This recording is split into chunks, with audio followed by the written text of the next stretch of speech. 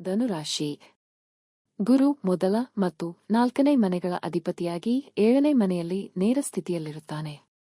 ಮಿಥುನ ರಾಶಿಯಲ್ಲಿ ಈ ಗುರುಗ್ರಹವು ನಿಮ್ಮ ಆಧ್ಯಾತ್ಮಿಕ ಒಲವುಗಳ ಹೆಚ್ಚಳಕ್ಕೆ ಕಾರಣವಾಗಬಹುದು. ಹೀಗಾಗಿ ಆಧ್ಯಾತ್ಮಿಕ ಅನ್ವೇಷಣೆಗೆ ನೀವು ಹೆಚ್ಚು ಖರ್ಚು ಮಾಡುತ್ತೀರಿ. ನಿಮ್ಮ ವೃತ್ತಿ ಜೀವನದ ವಿಷಯದಲ್ಲಿ ಕೆಲಸಕ್ಕಾಗಿ ಹೆಚ್ಚಿನ ಪ್ರಯಾಣಗಳು ಇರಬಹುದು. ಇವುಗಳಲ್ಲಿ ಕೆಲವು ಸವಾಲಿನದ್ದಾಗಿರಬಹುದು. ನೀವು ವ್ಯಾಪಾರದಲ್ಲಿದ್ದರೆ ಲಾಭವನ್ನು ಹೆಚ್ಚಿಸುವುದರ ಮೇಲೆ ಗಮನ ಕೇಂದ್ರೀಕರಿಸುವುದು ಈ ಸಮಯದಲ್ಲಿ ಪ್ರಮುಖ ಆದ್ಯತೆಯಾಗಿದೆ.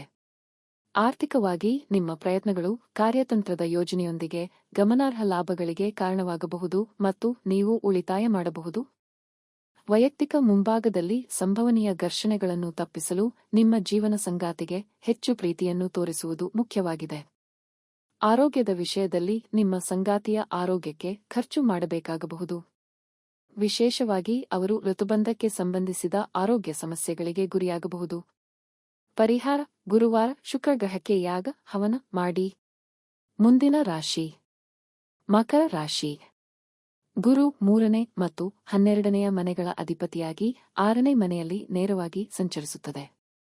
ನೀವು ಅನಿರೀಕ್ಷಿತ ಗಳಿಕೆಯನ್ನು ಅನುಭವಿಸಬಹುದು. ಹೆಚ್ಚುವರಿಯಾಗಿ ಮಿಥುನ ರಾಶಿಯಲ್ಲಿ ಗುರುವಿನ ನೇರ ಸಂಚಾರ ಸಮಯದಲ್ಲಿ ನೀವು ಸಾಲಗಳಿಂದ ಪ್ರಯೋಜನ ಪಡೆಯಬಹುದು.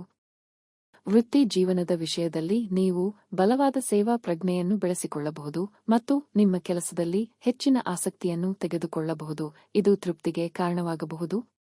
ನೀವು ವ್ಯಾಪಾರದಲ್ಲಿ ತೊಡಗಿಸಿಕೊಂಡಿದ್ದರೆ ನಿಮ್ಮ ಕಾರ್ಯಾಚರಣೆಗಳ ವ್ಯಾಪ್ತಿಯನ್ನು ನೀವು ಮಿತಿಗೊಳಿಸಬೇಕಾಗಬಹುದು, ಏಕೆಂದರೆ ಲಾಭ ಗಳಿಸುವುದು ಸವಾಲಾಗಿರುತ್ತದೆ.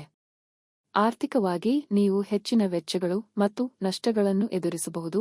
ಹೆಚ್ಚುವರಿ ಬದ್ಧತೆಗಳ ಕಾರಣದಿಂದಾಗಿ ಸಾಲ ಮಾಡುವ ಪರಿಸ್ಥಿತಿ ಬರಬಹುದು.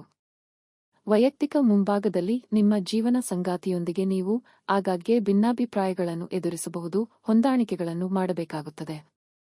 ಆರೋಗ್ಯದ ದೃಷ್ಟಿಯಿಂದ ನೀವು ತೀವ್ರವಾದ ಶೀತಗಳನ್ನು ಅನುಭವಿಸಬಹುದು, ಇದು ಜ್ವರಕ್ಕೆ ಕಾರಣವಾಗಬಹುದು. ಪರಿಹಾರ: ಶನಿವಾರದಂದು ಹನುಮಂತನಿಗೆ ಯಾಗ ಹವನ ಮಾಡಿ. ಮುಂದಿನ ರಾಶಿ ಕುಂಭ ರಾಶಿ. 2ನೇ ಮತ್ತು 11ನೇ ಮನೆಗಳ ಅಧಿಪತಿಯಾಗಿ 5ನೇ ಮನೆಯಲ್ಲಿ ನೇರವಾಗಿರುವ ಗುರು ಈ ಅವಧಿಯಲ್ಲಿ ಧನಾತ್ಮಕ ಫಲಿತಾಂಶಗಳು ಮತ್ತು ಪ್ರಯೋಜನಗಳನ್ನು ತರುತ್ತದೆ. ಈ ಸಮಯದಲ್ಲಿ ನೀವು ಹೆಚ್ಚಿನ ಆತ್ಮವಿಶ್ವಾಸ ಮತ್ತು ಆಶಾವಾದದ ಭಾವನೆಯನ್ನು ಅನುಭವಿಸಬಹುದು. ವೃತ್ತಿ ಜೀವನದ ಮುಂಭಾಗದಲ್ಲಿ ಹೊಸ ಉದ್ಯೋಗಾವಕಾಶಗಳು ಉದ್ಭವಿಸಬಹುದು, ಇದು ನಿಮಗೆ ಆಳವಾದ ತೃಪ್ತಿಯನ್ನು ನೀಡುತ್ತದೆ. ನಿಮ್ಮ ಪ್ರಯತ್ನಗಳಿಗೆ ನೀವು ಮನ್ನಣೆ ಮತ್ತು ಪ್ರಶಂಸೆಯನ್ನು ಸಹ ಪಡೆಯಬಹುದು.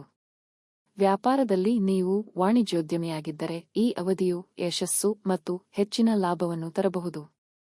ನಿಮ್ಮ ಗಳಿಕೆಯಲ್ಲಿ ಗಮನಾರ್ಹವಾದ ಉತ್ತೇಜನವನ್ನು ನೀವು ಕಾಣಬಹುದು. ಆರ್ಥಿಕವಾಗಿ ನೀವು ಹೆಚ್ಚು ಉಳಿತಾಯ ಆಧಾರಿತ ಮನಸ್ಥಿತಿಯ ಕಡೆಗೆ ಬದಲಾಗುವುದರಿಂದ ಈ ಸಮಯದಲ್ಲಿ ಹೆಚ್ಚು ಹಣವನ್ನು ಗಳಿಸಲು ಮತ್ತು ಉಳಿಸಲು ನೀವು ಅವಕಾಶಗಳನ್ನು ಹೊಂದಿರಬಹುದು. ವೈಯಕ್ತಿಕವಾಗಿ ನಿಮ್ಮ ಜೀವನ ಸಂಗಾತಿಯೊಂದಿಗಿನ ಸಂಬಂಧವು ಅಭಿವೃದ್ಧಿ ಹೊಂದಬಹುದು. ಪ್ರೀತಿ ಮತ್ತು ವಾತ್ಸಲ್ಯವು ನಿಮ್ಮ ಬಂಧವನ್ನು ಬಲಪಡಿಸುತ್ತದೆ. ನಿಮ್ಮ ಸಂಗಾತಿಯು ನಿಮ್ಮ ಪ್ರೀತಿಯ ಸನ್ನೆಗಳಿಂದ ಪ್ರೀತಿ ಮತ್ತು ಸಂತೋಷವನ್ನು ಅನುಭವಿಸುವ ಸಾಧ್ಯತೆಯಿದೆ. ಆರೋಗ್ಯದ ಪ್ರಕಾರ ನೀವು ಉತ್ತಮ ರೋಗನಿರೋಧಕ ಮಟ್ಟವನ್ನು ಆನಂದಿಸಬಹುದು. ಪರಿಹಾರ: ಶನಿವಾರದಂದು ರುದ್ರನಿಗೆ ಯಾಗ ಹವನ ಮಾಡಿ. ಮುಂದಿನ ರಾಶಿ ಮೀನ ರಾಶಿ. ಗುರು ಮೊದಲ ಮತ್ತು 10ನೇ ಮನೆಗಳ ಅಧಿಪತಿಯಾಗಿ 4ನೇ ಮನೆಯಲ್ಲಿ ನೇರವಾಗುತ್ತಾನೆ. ಮಿಥುನ ರಾಶಿಯಲ್ಲಿ ಈ ಗುರುಗ್ರಹವು ಕೆಲಸ ಮತ್ತು ಹೆಚ್ಚಿನ ಪ್ರಯಾಣದ ಅವಕಾಶಗಳ ಮೇಲೆ ಬಲವಾದ ಗಮನವನ್ನು ನೀಡಬಹುದು. ಬಹುಶಃ ನಿಮ್ಮ ನಿವಾಸದಲ್ಲಿ ಬದಲಾವಣೆ ಕೂಡ ಆಗಬಹುದು. ನಿಮ್ಮ ವೃತ್ತಿಜೀವನದ ವಿಷಯದಲ್ಲಿ ನಿಮ್ಮ ಆತ್ಮವಿಶ್ವಾಸ ಮತ್ತು ತ್ವರಿತ ಚಿಂತನೆಯು ಗಮನಾರ್ಹ ಪ್ರಗತಿ ಮತ್ತು ಯಶಸ್ಸನ್ನು ಉಂಟುಮಾಡಬಹುದು. ನೀವು ವ್ಯಾಪಾರದಲ್ಲಿದ್ದರೆ ವಿವಿಧ ವ್ಯಾಪಾರ ಉದ್ಯಮಗಳಲ್ಲಿ ಅಭಿವೃದ್ಧಿ ಹೊಂದುವ ಸಾಧ್ಯತೆಯಿದೆ.